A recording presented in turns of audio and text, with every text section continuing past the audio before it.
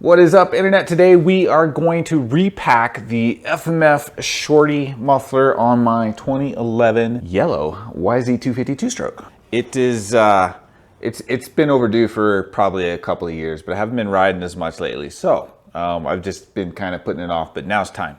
Let's do this. First thing we need to do is remove the seat and this number plate. There's two 10mm bolts and then one 10mm bolt right here. So let's go ahead and just take that off. Super easy. Spin this guy. Now to get the muffler off the bike, we've got two 8mm bolts right here that go through the subframe, and then we should be able to pull it off.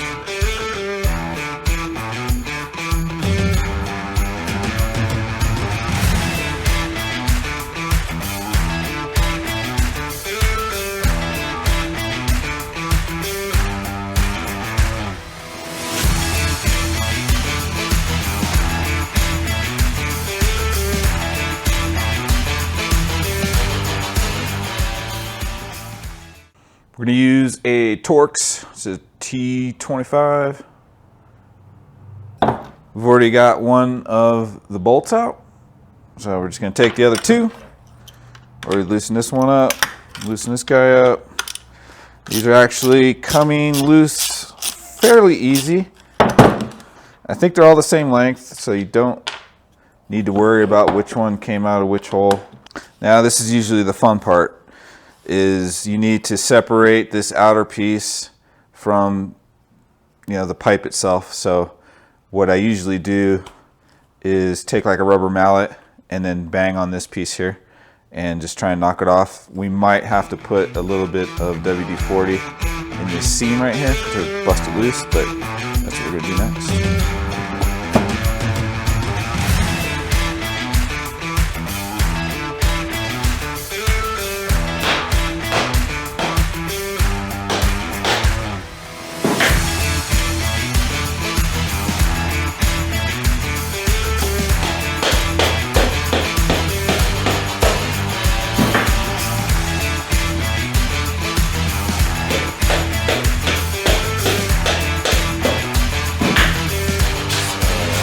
What the nasty used packing looks like.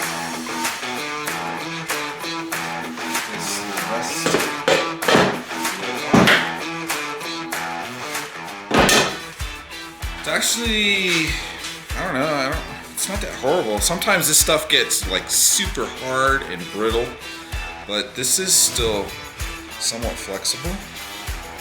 Okay, well, that first roll around was flexible. Now it's getting pretty hard and brittle, and this is a little bit more what I was expecting the whole thing to be like.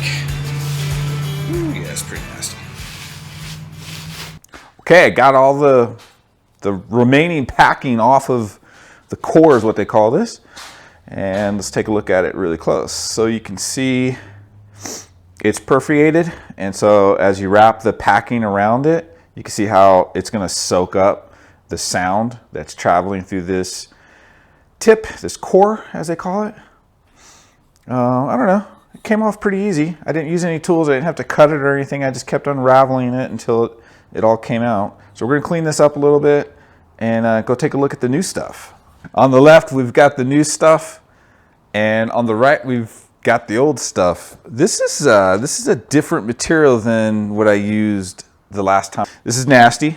We're gonna throw that away. This is called FMF Everlast Packing. Anyway, on the back is fairly detailed instructions. Basically what I've been walking you through. They've got pictures on here. Here's a hammer knocking off the outside of the muffler that we did a little while ago. And then what they do is they show you measuring this off. And they specifically call out these seam lines should be vertical, so you want to measure it off, and it's supposed to go about 3/4 of an inch past this perforated core. So basically the end of the perforated core is like right here, and they tell you to measure to about right here, and you can kind of see a little bit of a tapered piece right here as the tip comes out and kind of curves down a little bit. So we're going to do that next. All right, so we measured it off. We cut along a vertical seam. Once you do that, it's kind of like opening up a pillow. It's like a pillowcase, and then all the stuffing kind of you know, sticks out like this, but that's normal for this material, I guess, according to the instructions and reading the instructions, which I did. They also recommended using masking tape to kind of keep it together. I think I could probably put another piece of tape right here in the center, but we're gonna go ahead and try and get it on like it is. The other thing to make sure you do is make sure that the packing goes all the way to here. So it's tucked inside this lip where the cap or the canister screws go through. So, all right, man, let's put this together.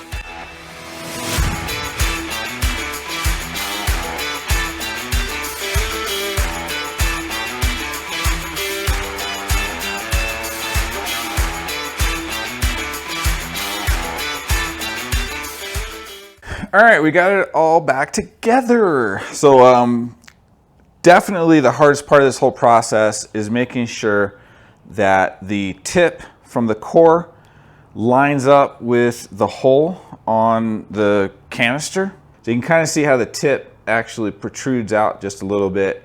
So what I was doing on the workbench was using my rubber mallet to tap on this area gently and then move it ever so slightly, and then I would recheck to make sure this alignment was good, make an adjustment if it's necessary, and then tap again, recheck, and just kind of repeat that process until we get it all the way on. And you can tell that your screw holes line up. You know which way it goes because you've got 2 screw holes here and you've got 1 on the bottom. So as long as you get the screw holes to line up, it is the right way up, whatever that means. I think we're ready to put the canister, the cover screws back in, the 2 and the 1 on the bottom.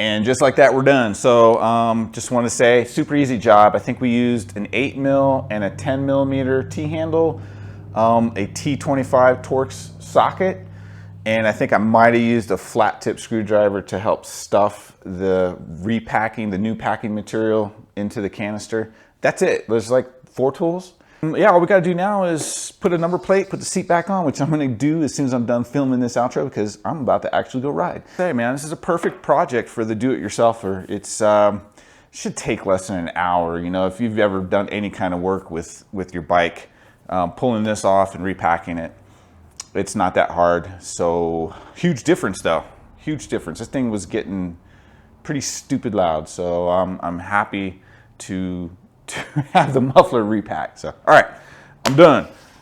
You guys know what to do. You've seen my videos, you know what to do. Keep that rubber side down, and we'll see you in the next one.